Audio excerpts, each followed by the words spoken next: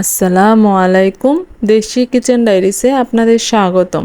আজকে আমি দেখাবো ফুলকপি আলু ভাজি। এইভাবে ভাজি রান্না করলে গরম ভাতের সাথেও খেতে ভালো লাগে, কিংবা রুটি বা পরোটার সাথেও খাওয়া যাবে। তো চলুন শুরু করি। চুলায় একটি কড়াই বসিয়ে দিচ্ছি। দিয়ে দিব 1 কাপ তেল। এখন দিয়ে দিব শুকনা মরিচ। আগে থেকে 2টা শুকনা মরিচ টুকরো করে রেখেছিলাম, সেটা দিয়ে দিব। শুকনা মরিচটা ব্রাউন কালার করে ভেজে নেব। ভাজা হয়ে গেলে দিয়ে দিব 1/2 কাপ পেঁয়াজ কুচি, সাথে দিব স্বাদমতো লবণ। এখন কিছুক্ষণ পেঁয়াজটা গোল্ডেন ব্রাউন কালার করে ভেজে নেব। যখন পেঁয়াজের কালারটা চেঞ্জ হয়ে আসবে, দিয়ে দিব ফালি করে রাখা কাঁচামরিচ। আমি দিয়েছি 8 থেকে 10টা কাঁচামরিচ। আপনারা যেমন ঝাল খাবেন সেই অনুযায়ী কাঁচামরিচটা দিবেন। পেঁয়াজের সাথে কাঁচামরিচটা কিছুক্ষণ ভেজে নেব। ভাজা হয়ে গেলে এর মধ্যে দিয়ে দিব ফুলকপি আলু। আমি এখানে ছোট সাইজের একটা ফুলকপি নিয়েছি, আলু নিয়েছি মিডিয়াম সাইজের 2টা।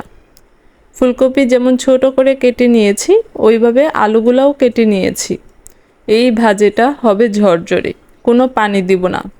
গলে গেলে এই ভাজিটা খেতে ভালো লাগে না। এই জন্য ফুলকপি আলু কেটে ধুয়ে একটা ছাঁকনিতে পানিটা ঝরতে দিয়েছি, তাহলে এক্সট্রা যেই পানিটা থাকবে সেটা ঝরে যাবে। ফুলকপি আলু দেওয়ার পর ঢাকনা দিয়ে ঢাকা যাবে না, সাথে সাথে ঢেকে দিলে তাহলে ভাজিটা ঝরঝরে হবে না। চুলার আঁচ হাই ফ্লেমে রেখে পানিটা শুকিয়ে ফেলবো। যতক্ষণ পর্যন্ত কড়াইয়ে লেগে লেগে না আসবে, একটু পরপর নেড়ে চেড়ে দিব। যখন লেগে লেগে আসবে কড়াইয়ে, সেই পর্যায়ে চুলার আঁচ মিডিয়াম ফ্লেমে রেখে ঢাকনা দিয়ে ঢেকে দিব। এইভাবে রান্না করব 10 মিনিটের মতো। মাঝে মধ্যে উল্টে পাল্টে দিব। এই ভাজিটা যখন 80% সিদ্ধ হয়ে আসবে, সেই পর্যায়ে দিয়ে দিব কুচি করে রাখা ধনিয়া পাতা। ধনিয়া পাতাটা দিয়ে ভালোভাবে মিক্সড করে আবার ঢাকনা দিয়ে ঢেকে রান্না করব 5 মিনিট। 5 মিনিট পর দেখতে পাচ্ছেন ভাজির কালারটা কত সুন্দর হয়েছে। ফুলকপি আলু সিদ্ধ হয়ে গিয়েছে। এখন চুলা থেকে নামিয়ে একটা সার্ভিং ডিশে সার্ভ করে নিব।